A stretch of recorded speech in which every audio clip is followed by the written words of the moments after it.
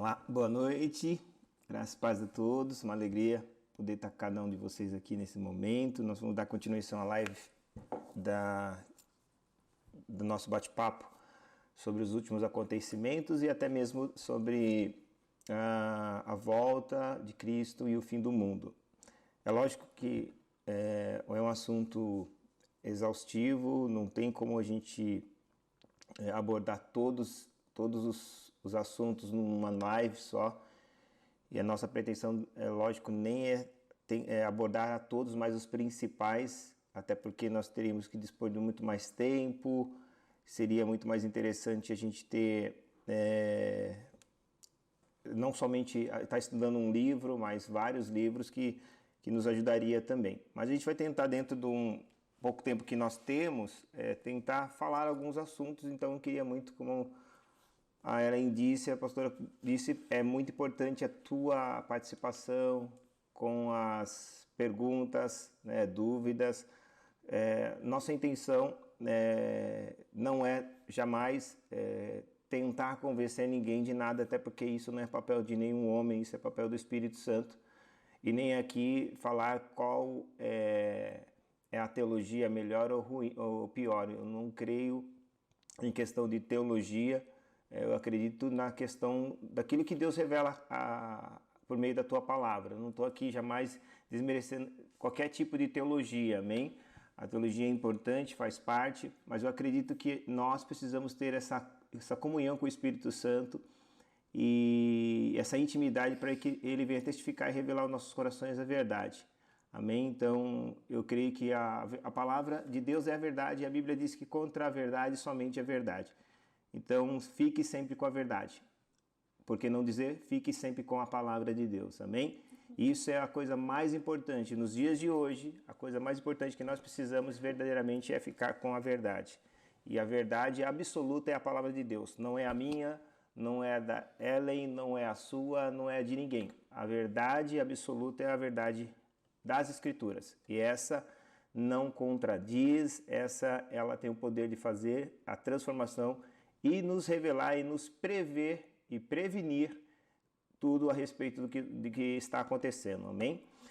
Eu quero orar nesse momento, antes da gente começar então. Vamos orar? Feche seus olhos. Pai, obrigado, Senhor, por esse tempo disponível que o Senhor está dando a cada um de nós. Na verdade, nós não estamos dando tempo, porque na verdade o tempo é teu. Porque nenhum de nós podemos dizer que temos mais 5 minutos. Se nenhum de nós podemos afirmar que nós temos mais 5 minutos, logo nós não temos tempo. Quem tem tempo é Deus. E o Senhor é que está disponibilizando o tempo a nós. E nós te agradecemos por essa disponibilidade de tempo e que o Senhor possa verdadeiramente, por meio da tua palavra, revelar a tua vontade a cada um de nós. Senhor, eu estou falando com pessoas que têm raciocínio, têm razão, têm lógica. E eu jamais quero desprezar qualquer tipo de entendimento e lógica, mas eu quero que o Senhor vá, através da fé, levá-los ao entendimento e à compreensão da tua vontade, da tua palavra, porque eu sei que isso está muito mais de uma razão, está muito mais do que uma lógica. A fé não anula a razão, a fé vai onde a razão não pode chegar. E é por isso que eu te peço, em nome de Jesus, enche os seus filhos de fé neste momento, para ter fé em crer na salvação, fé em crer na tua palavra. Por isso nós te pedimos que teu Espírito Santo venha fazer parte de todo esse tempo que nós estaremos aqui. Que ele venha conduzir tudo que irá ser dito aqui, porque ninguém está conduzindo nada. Porque nós abrimos mão de querer conduzir qualquer bate-papo, qualquer aula, qualquer assunto, porque nós queremos que o teu Espírito nos conduza nas Escrituras e conforme a tua vontade. Nós nos rendemos a ti. Nós nos rendemos nossos conhecimentos aos teus conhecimentos. Nós nos rendemos as nossas verdades para as tuas verdades. Nós nos abrimos para as mudanças de paradigmas. E as mudanças de paradigmas mostram que a minha verdade não é diante da tua verdade. Como Pedro teve uma mudança de paradigma quando ele andava sobre aquelas águas. Na mudança de paradigma dele, foi algo que mostrou que verdadeiramente a sua verdade prevalece.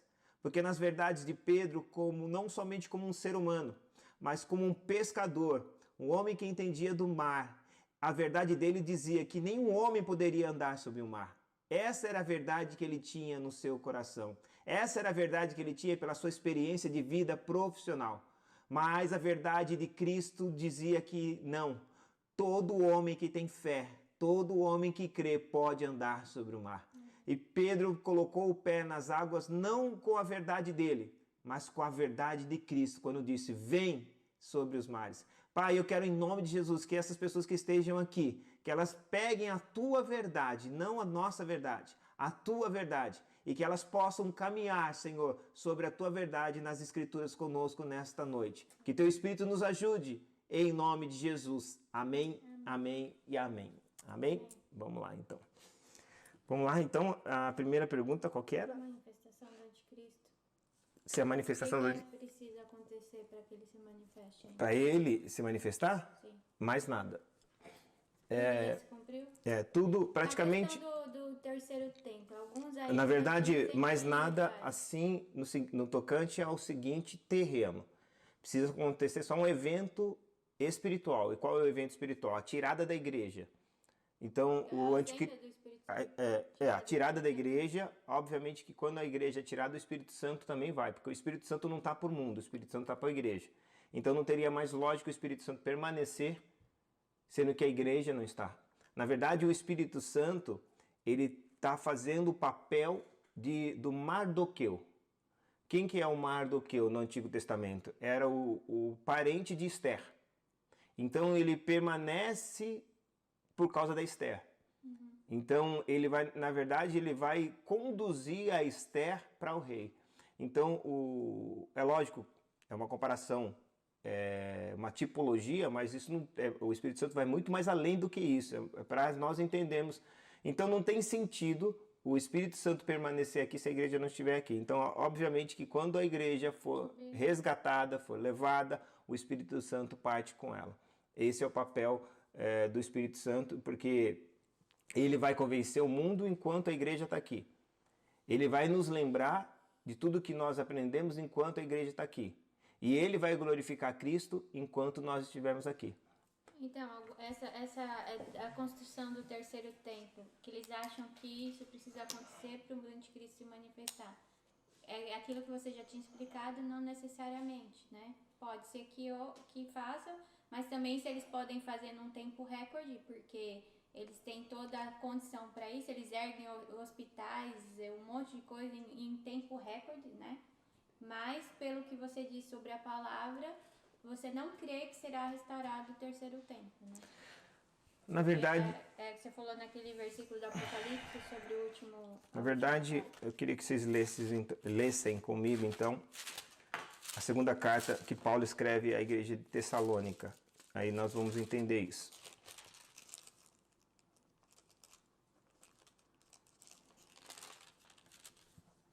Capítulo 2.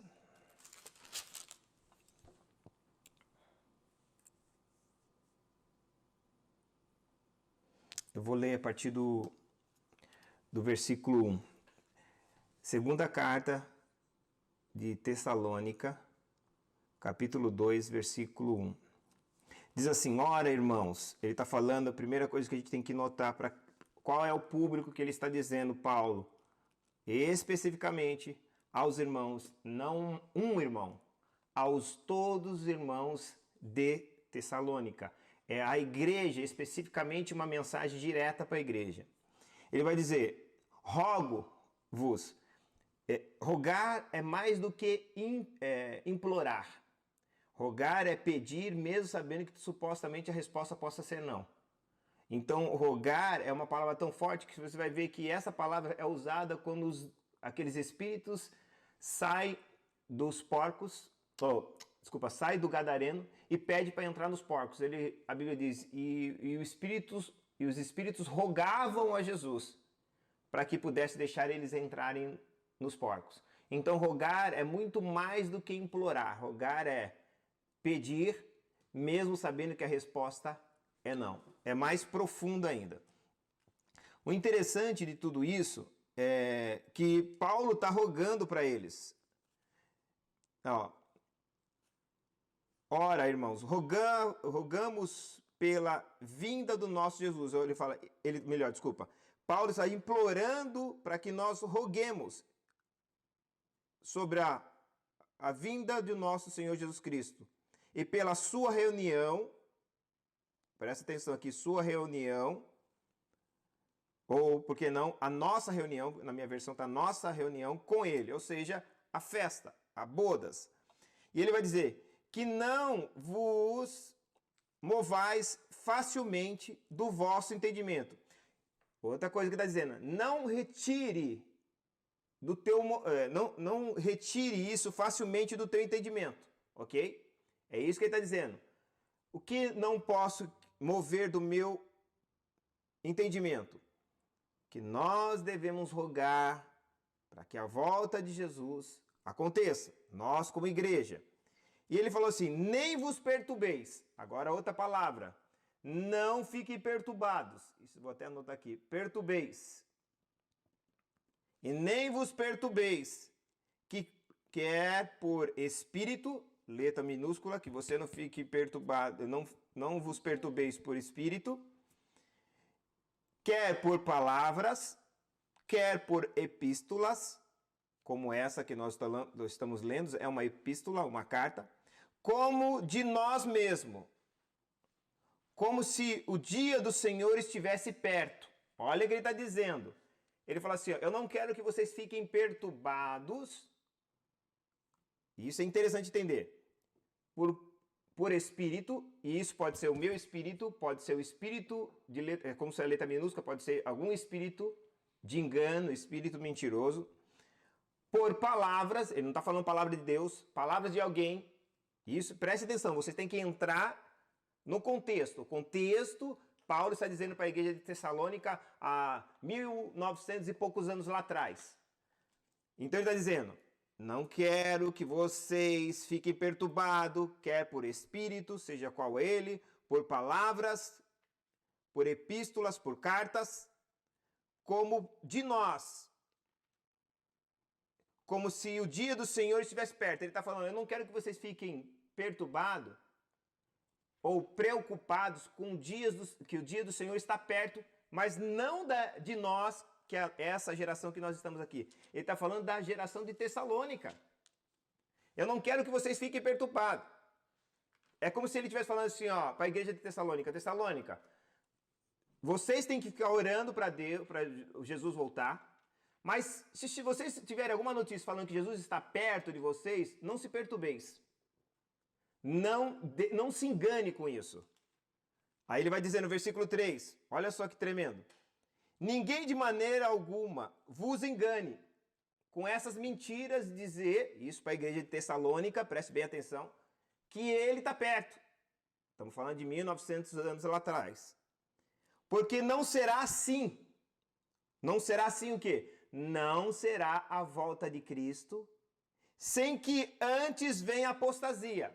Então, para você entender, é como se o apóstolo está dizendo à igreja de Tessalônica, se alguém falar para vocês que a volta de Jesus está perto, não se engane com isso. Porque Jesus não pode voltar antes que aconteça a apostasia. E o que é a apostasia? Já disse para vocês na última aula, na aula anterior, apostasia é desviar-se, não é desviar-se da fé, não é esfriamento da fé. Apostasia é tirar Cristo do centro da fé. Olha que coisa tremenda. Então, ele falou assim, quando chegar o tempo da apostasia, aí a vinda de Jesus está perto. E a nossa geração é a geração onde Cristo não é o centro mais. Tudo se tornou, lógico, não estou generalizando, mas tudo se tornou importante no Evangelho, mas Cristo não é o centro do Evangelho. Então nós vivemos hoje os dias da apostasia. Então Jesus está perto. Olha, tremendo, isso já nos ensina. É lógico que talvez você está falando, pastor, mas a pergunta não é essa, vou chegar lá. É que é importante eu ler esse contexto para você ler todo esse texto para você entender o contexto do que eu quero dizer. E aí ele vai dizer, vamos lá. Ninguém vos engane de maneira alguma, porque não será assim sem que antes venha a apostasia. Vou gravar aqui, apostasia. E se manifeste, agora sim, se manifeste o filho, ou melhor, desculpa, se manifeste o homem do pecado. Homem do pecado. O homem do pecado é um, ok? O homem do pecado. Vírgula. O filho da perdição. O filho da perdição. E isso é interessante, como está na sua Bíblia? Essa daqui está muito legal. A pastora vai ler aqui. Agora, amigos, leiam essas palavras com muito cuidado. Vão com calma e não tire conclusões apressadas quanto ao dia em que o nosso Senhor Jesus Cristo virá e em que nos reuniremos para recebê-lo. Não permitam que ninguém os confundam ou os deixem eufóricos com alguma notícia extraordinária, supostamente da minha parte, de que o dia da vinda do Senhor já chegou, já aconteceu. Não caiam nessa cilada.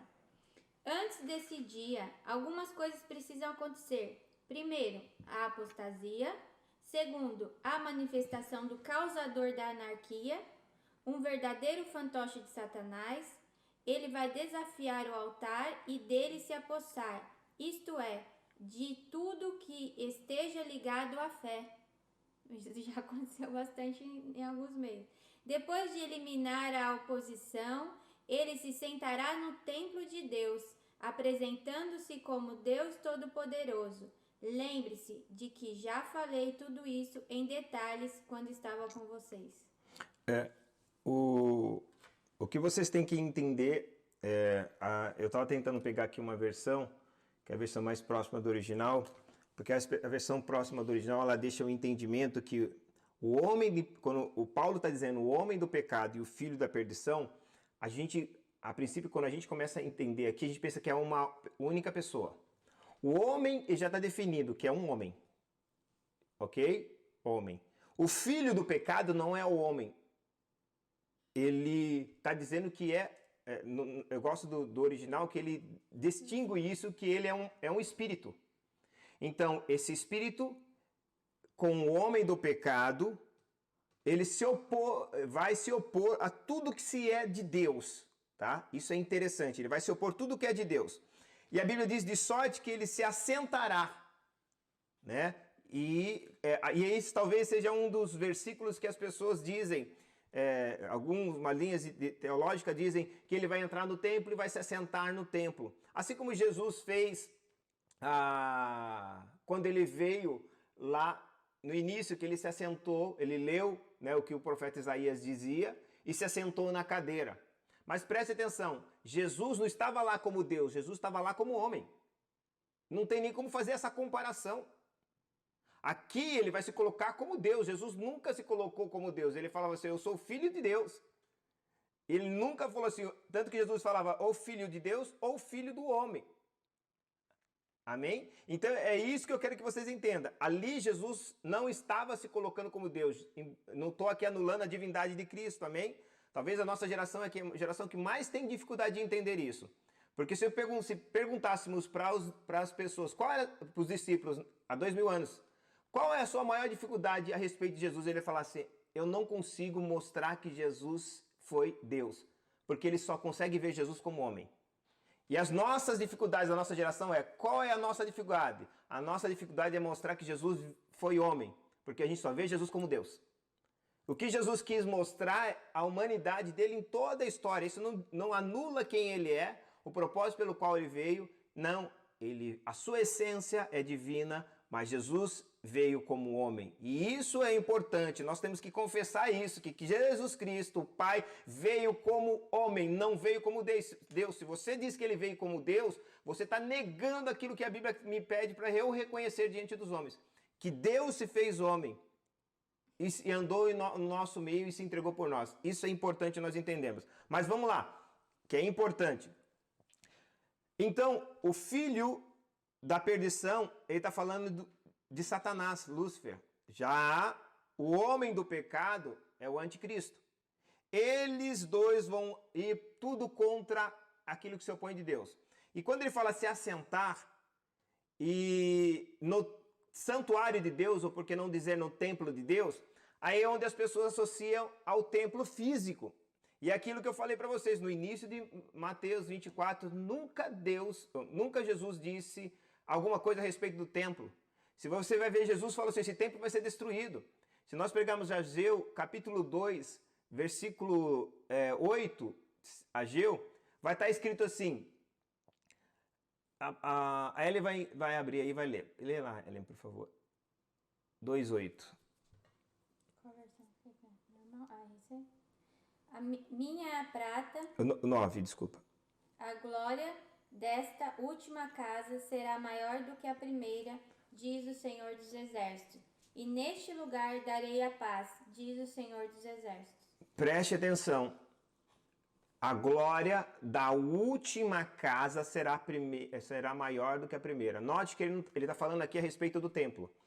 Ele não está dizendo a glória da terceira casa, a glória da quarta casa, a glória da última. Se a última não pode ter outra, Deus não vai construir templo. Os homens poderiam até alegar que o templo é de Deus quando Deus assim o permitisse ou conduzisse que fizesse. Aí Deus poderia, de certo modo, ok? Não concordo com isso 100%, mas de certo modo Deus pediu para construir, Deus podia falar, é de Deus porque Deus pediu para construir. Mas Deus já determinou em Ageu 2:8, que seria a última vez. E aquele lugar seria o templo. Seria chamado de paz. Por isso que Jerusalém significa habitação de paz. A palavra etimologicamente significa habitação de paz. Então ele falou que a glória da última casa será maior do que a primeira. E depois ele falou, e aquele lugar será o lugar de paz, Jerusalém. O templo não vai ser mais levantado. Podem se levantar? Pode, qualquer homem, até por tantas coisas, o diabo trabalha com mentira, com engano, ele pode tirar a nossa atenção para isso. Muitas pessoas estão preocupadas com a questão do templo físico. Na verdade, qual é o templo que ele está dizendo? Deus não habita em templos feitos por mãos de homem, diz as Escrituras. E aí a grande pergunta é, se Deus não habita em templos feitos da mão de homens, aonde Deus habita? Em pessoas. O Espírito Santo habita em mim. O Espírito Santo habita em você, que já aceitou a Jesus como seu Senhor e Salvador. O Espírito Santo habita em você. Então, o que a Bíblia está dizendo aqui? Que ele vai habitar no templo de Deus, querendo parecer como Deus. Como Deus habita na terra? No corpo. Ele habita, Deus, ele habita em nós, o Espírito Santo. No céu, ele não está fazendo o contexto do céu, ele está fazendo o contexto da terra. Então, o que esse demônio vai fazer? Ele vai habitar, ele vai querer parecer como Deus, habitar num corpo como Deus. Quem é o corpo? O corpo do homem anticristo, que é um templo também. E por que é um templo? Porque assim como os templos para Deus não era importante, e sim a pessoa, assim o anticristo da mesma forma vai fazer. A saber que, isso é coisa importante também lembrar, por que ele não habita no animal? Por que não habita em um lugar? Porque se você pegar a palavra de Deus em Gênesis capítulo 1, a Bíblia diz que Deus deu domínio ao homem sobre os peixes do mar, sobre as aves do céu, sobre todos os répteis da terra. O homem tem o domínio sobre todas as coisas. Então, Lúcifer sabe que mesmo a terra sendo dele, o domínio o homem tem o domínio, então ele vai entrar dentro do corpo do homem, que ele completa o domínio 100%, com a parte que é dele e com a parte do homem. Talvez agora pergunta, pastor, qual é a parte do domínio do homem? O homem é o passaporte terreno para estar aqui na terra. Nenhum espírito pode estar na terra sem o corpo presente. Isso chama passaporte. Para você sair daqui, para ir para uma outra nação, você precisa de um passaporte. Esse passaporte mostra de onde você é. Caso contrário, você não pode entrar. O corpo físico é o passaporte para eu estar nesta terra, para eu permanecer aqui. Tanto que quando o seu corpo morre, a tua alma, que está viva, ela parte. Ela tem que ir embora. Então, o anticristo é o passaporte de Satanás e ele é o templo para que ele possa realizar. Já pegando um gancho aí do que você falou, quando você morre, então, respondendo já a segunda pergunta. Os que morreram antes estão dormindo? Ah, ok. É uma pergunta, inclusive, que é uma dúvida da grande maioria das pessoas.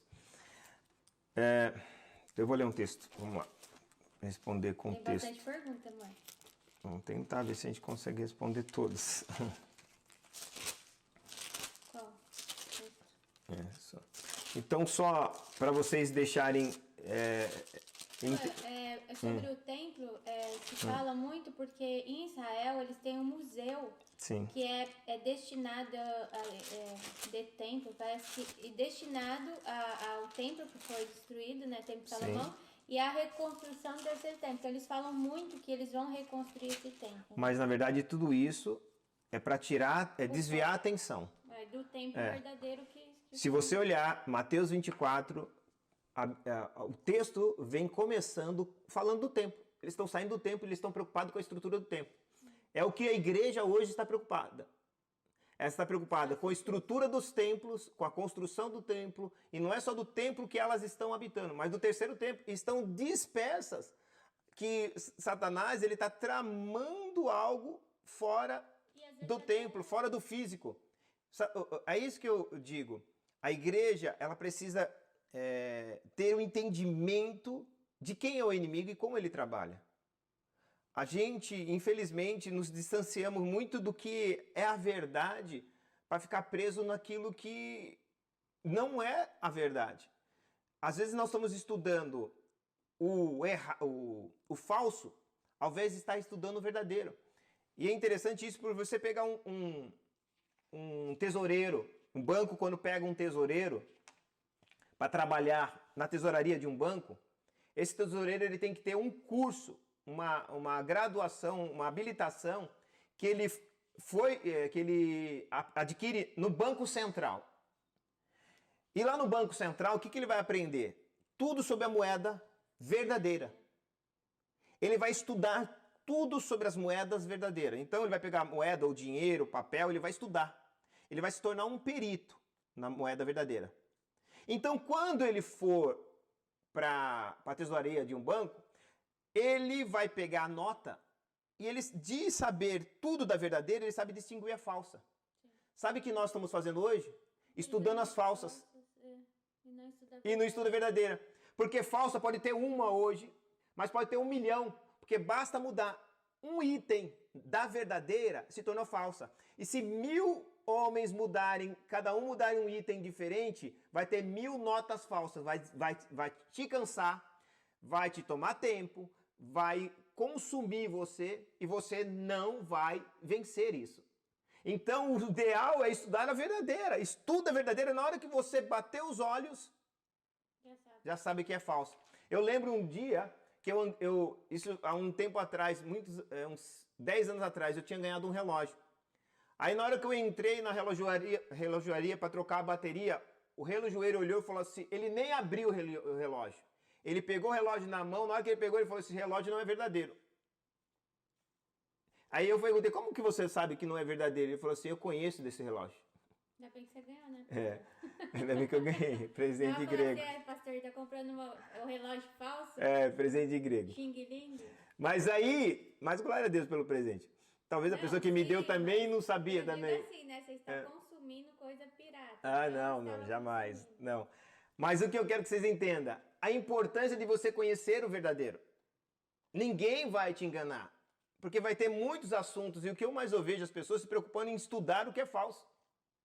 Ao invés de estudar o que é verdadeiro, que vai trazer luz, entendimento, conhecimento. E hoje, com a era de tantas informações, a gente está sutil. E a gente tem uma dificuldade com a igreja. Porque a igreja vai naquilo que é mais popular. E sabe o que é Está em Ibope hoje. Está em Ibope. Sabe o que é isso que é o mais preocupante? Porque Jesus nunca foi popular. E Jesus ainda foi fora da popularidade. Se hoje Jesus estivesse na internet, eu tinha menos seguidores. Não, e ele falava, quando quando ele fazia algum milagre, ele falava, não fale para ninguém. Ele nem queria fazer propaganda. Não, até porque a revelação não é para muitos.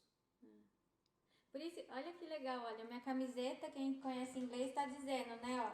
Eu não preciso procurar no Google, meu marido responde. Na verdade, não é que ele responde tudo, eu vou consultar a palavra. Só que graças a Deus, Deus capacitou ele, né, com dom de mestre. Então, quando eu tenho alguma dúvida na palavra ou quando eu não consigo entender, eu procuro entendimento com ele. Por quê? Porque eu sei que Deus deu uma capacitação para ele de esclarecer, né? Então, essa coisa de muito se procurar no Google as informações tem deixado as pessoas muito em conflito. Sim, e até porque o Google é um instrumento não tem nada a ver com um instrumento que é favorável à Bíblia. O Google, na verdade, até quem está por detrás dele, ele promove coisas contra a Bíblia. E pertence... Quem vai estar os primeiros do topo? Aqueles que estão falando a mentira. E eles têm ligação com essas 10 famílias que mandam no mundo. Então, as pessoas preferem o Google do que o Espírito Santo. Ah, mas alguém pode dizer, o Google é segundos. O Espírito Santo demora porque não tem relacionamento, não tem intimidade. Aí você fica 3 anos sem ter contato com o Espírito Santo, né? Não fica semanas sem ter contato com o Espírito Santo. Aí dobra o joelho, o Espírito Santo me revela, meu filho, vamos conversar primeiro, deixa eu falar como você tá. Ele tá lá na era da internet de escada ainda com o Espírito Santo. E a gente já tá lá no negócio da fibra, né? E aí, o cara ficou pra trás. Né? E Jesus investia tempo em oração. Quantas horas por dia? A Bíblia diz que o dia que ele menos orou foi aquela vez que ele pegou os discípulos e mandou para eles para dentro do mar e ele ficou despedindo da multidão depois da multiplicação de pães. E era uma multidão de mais de 10 mil pessoas. Ele ficou despedindo da multidão e os discípulos para dentro do mar. Aquele dia ele orou pouco, ele só orou só 7 horas. Hoje a média, se a gente for fazer uma pesquisa, quanto será que é a média de oração? 15 minutos? É lógico que Jesus, eu não estou dizendo que a gente nem tem tempo para isso, mas a gente tem que ter relacionamento, é construção, a oração é uma construção. Mas a questão, eu vejo que também há uma desculpa de falta de tempo. E hoje o que a gente está sendo deparado, que a gente tem todo o tempo, porque tudo se parou. A vida nossa foi parada e nós temos mais tempo. Só que você começa a perceber que isso não está rolando ainda na vida das pessoas. Por quê? Porque não tem uma construção. E você sempre ensinou que assim, a nosso devocional com Deus, o tempo de oração é uma construção. Sim. Então, e eu vejo que falta determinação do que é prioridade e do que ela quer, onde ela quer chegar. Por quê? Porque quando eu vejo pessoas que investem, elas querem emagrecer, elas querem ganhar músculos. Tem pessoas que determinam, eles têm que trabalhar 7 horas, eles acordam 6, 5 para ir para academia. Sim. Né? Então eles fazem aquela prioridade na vida deles.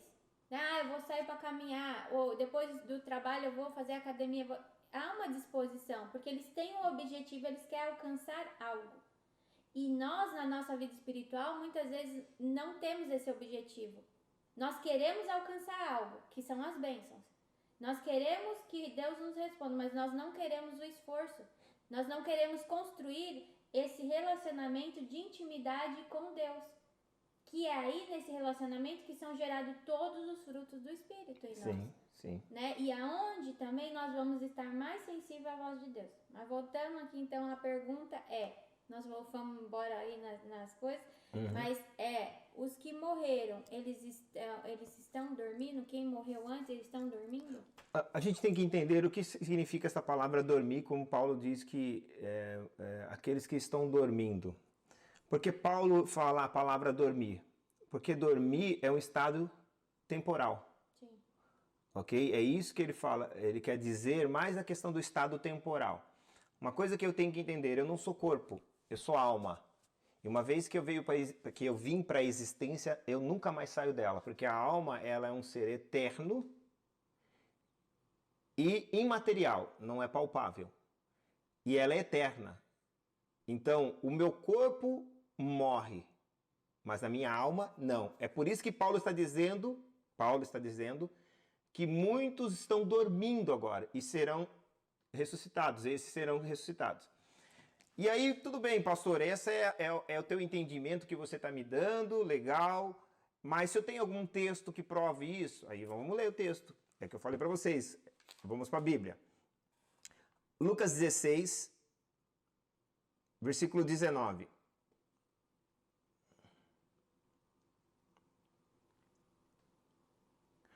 Ora, havia um homem rico, vestindo-se de púrpura e de linho finíssimo, que vivia todos os dias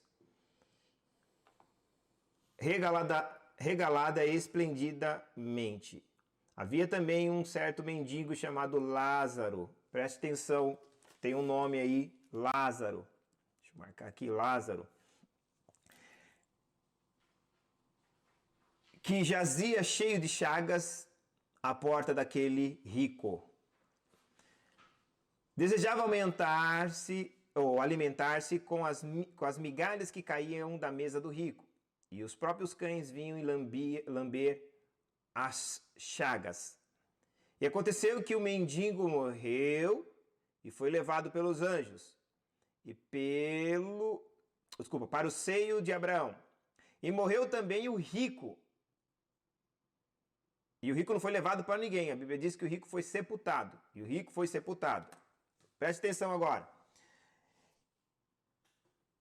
Nós já temos aí dois nomes, Lázaro e temos Abraão. Foi levado, ok? Temos aqui Lázaro e foi levado para o seio de Abraão. Morreu também o rico e foi sepultado. E no Hades ergueu os olhos, em tormentos, o rico, viu de longe Abraão, olha aí o Abraão, e Lázaro, no seio. E chamando disse, Abraão, meu pai, tem misericórdia de mim. E manda Lázaro que molhe na mão a ponta do seu dedo e me refresque a língua, porque estou atormentado nesta chama. E disse, porém, Abraão, filho, lembra-te de que recebeste os teus bens em vida. Então, está tendo diálogos aí de mortos. Então, não pode estar dormindo. Olha o que está dizendo. Lembre que vocês receberam tudo isso em vida, e Lázaro somente males, e agora este é consolado e tu é atormentado. Nós estamos tendo aqui um diálogo de dois mortos. Abraão, Lázaro e o rico. Só que veja bem, o corpo deles não estão ali, porque o corpo dele foi sepultado. E os corpos deles não estão nem no mesmo lugar, eles estão. Até porque foram sepultados, e a Bíblia diz que Lázaro foi levado por seio de Abraão. Então está falando da alma. Então o corpo pode ser destruído, mas a alma está em plena consciência, ela está experimentando ou o bem ou o mal, e não é de Deus.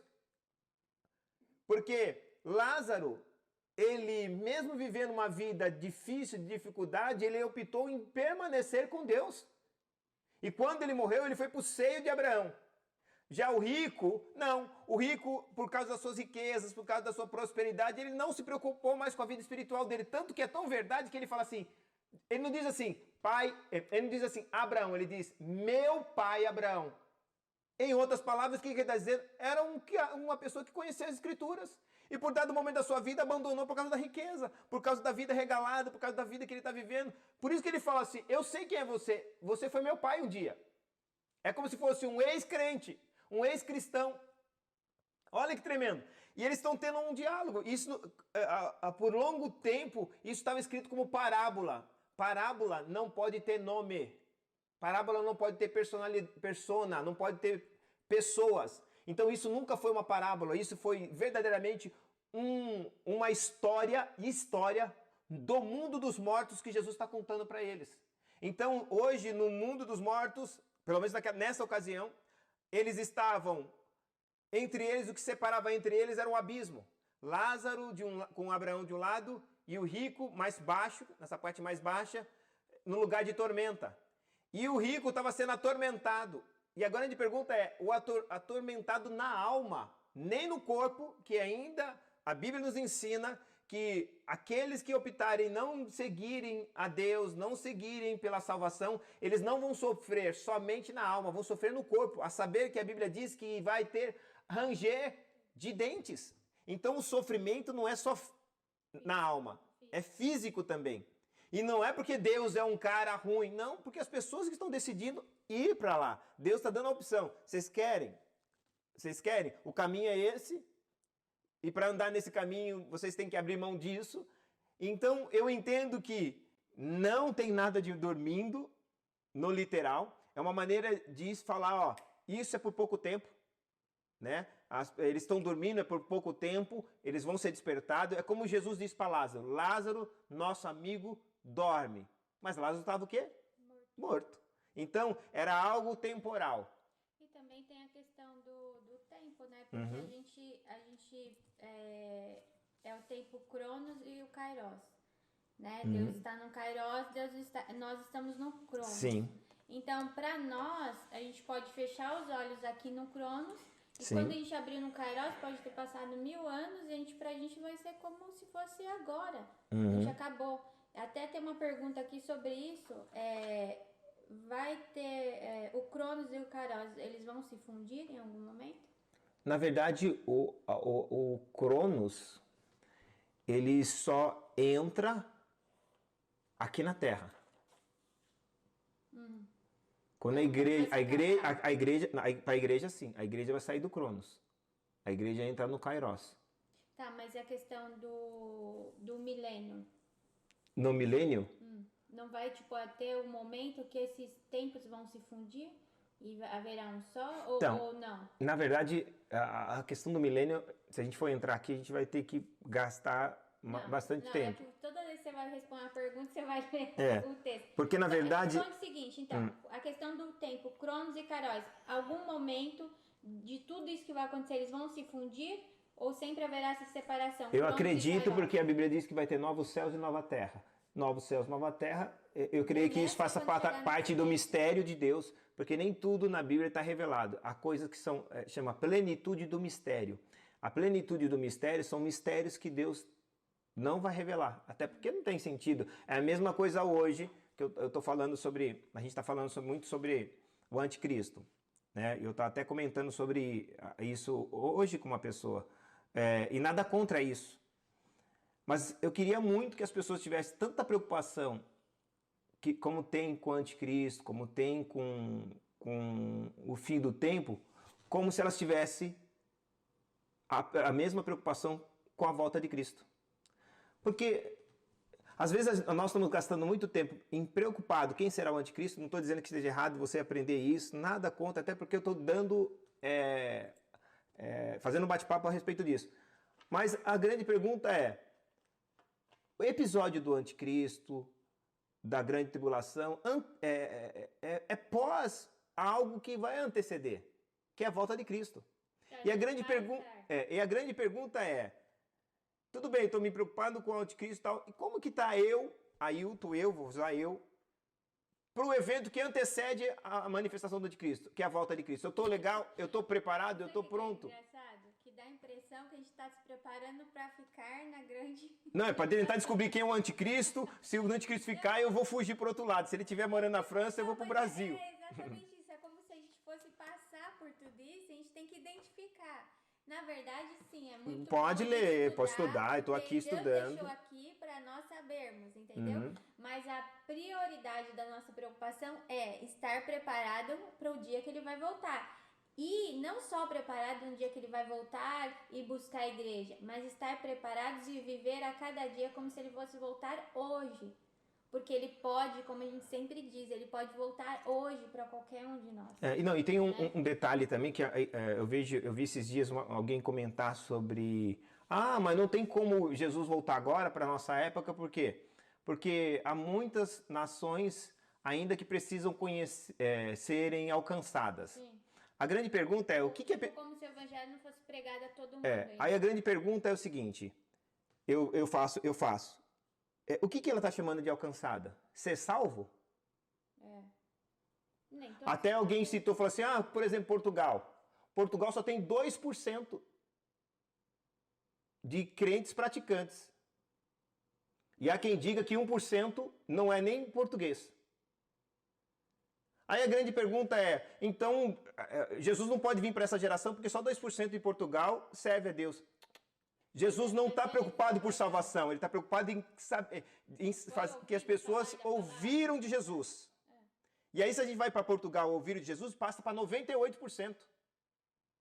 E os 2% que não ouviram vieram de países que não havia entrado o evangelho ainda. Que hoje, e eu acredito que hoje em Portugal, por exemplo, não só em Portugal, mas em todo lugar, pelos meios de comunicação, porque nunca se houve na história um evangelismo em massa por meio de comunicação como está tendo hoje. Então o evangelho está sendo espalhado para tudo quanto é lugar. Não somente o evangelho, porque na verdade é saber quem Cristo é o Salvador. Não, e eu estava nesse dia orando e Deus falou muito forte no meu coração sobre isso. Eu já estou fazendo evangelismo em massa. Porque hoje, com esse advento é como se o diabo, às vezes, desse um tiro no pé, né? Porque eu falo, se todo mundo achar que foi o diabo que colocou toda essa praga, tudo que está acontecendo no mundo, a preparação dele para ele fazer os efeitos dele, Jesus sempre usa algo a favor. Porque com esse advento, o que acontece? Nunca se ouviu falar tanto de Jesus nas redes sociais, pela internet. E tá alcançando pessoas que nunca escutaram. Porque às vezes você vai abrir seu celular, tá lá, é pregação, é palavra, é isso. E aí Deus falou muito forte no meu coração. Eu já estou fazendo evangelismo em massa. E a gente não tá se apercebendo disso. Sim, e outra, eu até entendo que tem muita gente que fala que não concorda que a gente está perto da volta de Jesus. Eu não estou afirmando data, nem dia, nem hora, amém? Eu estou falando que nós estamos vivendo o período. Período eu posso determinar porque a Bíblia me ensina isso. E eu até li esse texto, eu vou ler de novo só para a gente relembrar isso. Vamos ler esse texto. Eu quero ler...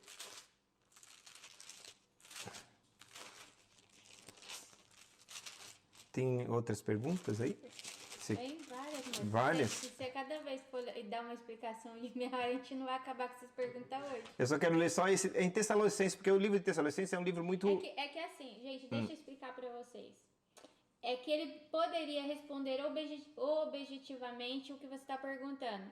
Então, eu pergunto aqui, os que morreram estão dormindo? Você responderia, não creio nisso, porque Ele poderia muito bem responder assim, só que ele gosta de mostrar na palavra de Deus o porquê que ele está respondendo isso, tá? Porque é o que ele sempre fala, não fica com o que eu falo, fica com o que a palavra de Deus diz. Então, o que ele responde, ele gosta de mostrar na palavra, porque você depois na sua casa, você pode pegar essa palavra novamente e estudar. E se aprofundar nela. E saber o que estava escrito. Amém? É por isso que se demora muito nas respostas. Mas vamos lá. Tessalonicenses, primeira carta, capítulo 5. Só para mostrar para vocês que a igreja está atenta ao sinal. Não vai nos pegar. Né? E preste atenção, uma coisa que eu vou entender. Quem escreve a carta de Tessalonicenses? Paulo, logicamente Lucas e Paulo estão ali escrevendo as cartas, né? Paulo falando para Lucas, Lucas escreve as cartas. O que eu quero que você entenda, qual é o chamado primário de Paulo? Paulo não era profeta, e não desprezando os profetas. Paulo não era pastor, e não desprezando o pastor. Paulo não era evangelista, e não desprezando o evangelista.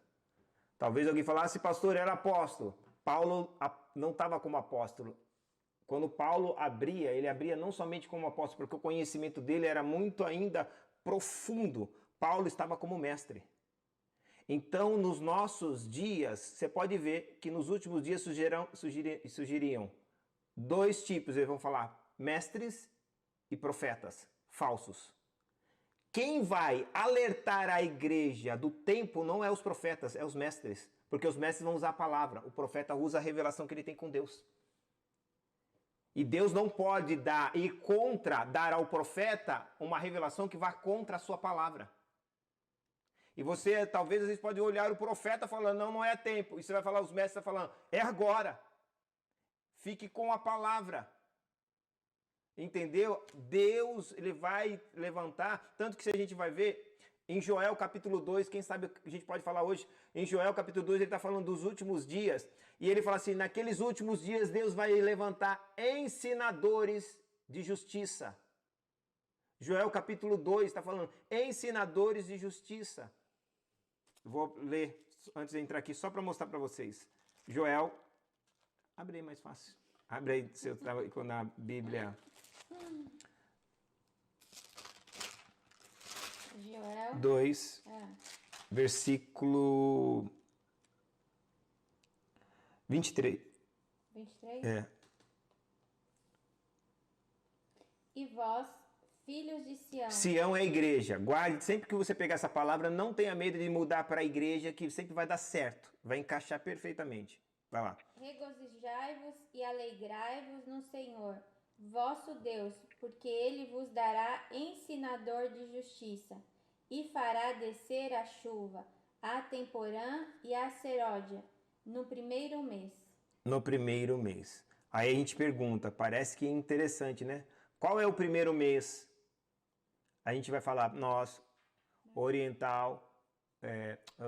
nós ocidentais, europeu, a gente vai falar janeiro. Mas Deus não está falando para um povo oriental, um povo europeu, não um pouco ocidental. Deus está falando para um povo do Oriente Médio. O primeiro mês foi instituído lá para eles, é o mês da Páscoa. Qual é o primeiro mês? Abril. E ele está falando, Deus vai te levantar ensinadores de justiça no primeiro mês. Logicamente aqui é algo profético, mas eu quero que você entenda. No tempo de Páscoa se levantará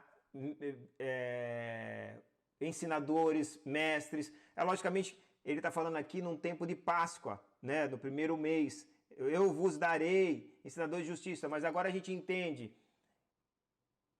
Se a gente for olhar, nós estamos em março. Mas aí a gente vai falar assim, mas peraí, pastor, mas ele está falando que vai dar no primeiro mês, e o senhor acabou de falar que o mês é abril. Aí a grande pergunta é, de que ano? Aí é outra mensagem.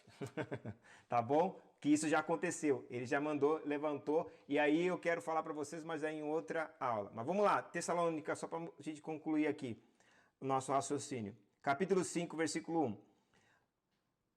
Mas, irmãos, acerca dos tempos e estações, não necessitais que eu vos escreva, porque vós mesmos sabeis muito bem, o dia do Senhor virá, como um ladrão de noite. Pois que quando disserem haja paz e segurança, então sobrevirá repentina destruição, como dores de parto aquela que está grávida, e de modo nenhum escaparão. Olha que tremendo o versículo 4. Mas vós, irmãos, está dizendo para quem? Para os irmãos. Então eu entendo que está dizendo para a igreja, está dizendo para um povo que tem intimidade, que está caminhando com Deus, que já conhece sobre as Escrituras. Mas vós, irmãos, não estáis em trevas. A grande pergunta é, por quê? Para que aquele dia, que é a volta de Cristo, vos surpreenda como ladrão. Então vocês não vão ser pegos de surpresa. Vocês, irmãos. O mundo vai ser pego de surpresa, mas vocês, irmãos, não pode, porque vocês estão estudando a palavra. Deus se colocou para vocês mestres, ensinadores. Deus vai revelar também para vocês na palavra que o dia dele está próximo. Amém. Então nós não deveremos nem podemos ser pegos de surpresa. E não é eu que estou dizendo, o apóstolo Paulo. E Paulo traz essa revelação após ter subido ao terceiro céu. Então não é eu que estou afirmando. É a Bíblia que está falando isso. Então, não ache que nós seremos pegos de surpresa. Mas eu posso dizer, o tempo é agora. E esse momento pode ser a qualquer momento, né? Só que eu entendo que existe um período determinado, como disse já, se você voltar às outras aulas lá, entre 2018 a 2028. E olha que eu tenho alunos que estão aqui me seguindo, que estão aqui na live, que eu falava isso há 10 anos atrás, já estudava comigo. E muitos diziam, você é maluco, pastor, falando isso em 2018 a 2028? Você é louco. Eu não, nem falaria isso, mas eu tinha base na Bíblia para dizer isso. Porque quando Israel foi instituído nação, e aí Deus determina o tempo que é uma geração. Israel foi instituído nação em 2018, e o tempo de uma geração é entre 70 a 80, 1948. E se uma nação é 70, 80, junta 70 para 1948 e 2018. Se for 80, 2028. Então eu sempre disse, o período para a colheita da igreja é entre 2018 e 2028. Eu já falava isso há 10 anos atrás. Voltando, amor.